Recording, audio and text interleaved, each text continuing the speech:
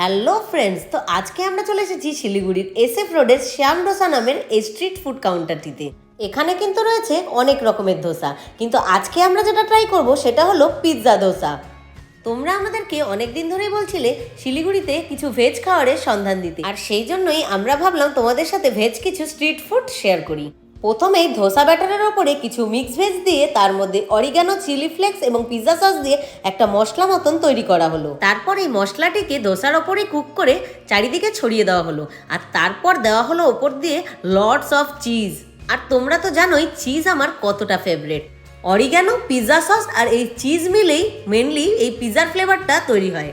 এরপর ডোসাটিকে এমন রোল করে কেটে সার্ভ করা হয়, ওপর দিয়ে আবারও চিজ দেওয়া হয়, আর সাথে থাকে 4 রকমের চাটনি। এই পিৎজা ডোসাটার দাম মাত্র 100 টাকা, আর এই একটা খেয়ে কিন্তু আমার পেট যথেষ্টই ভরে গিয়েছিল, আর এটা খেতেও ছিল দারুণ টেস্টি। আর তোমরা যদি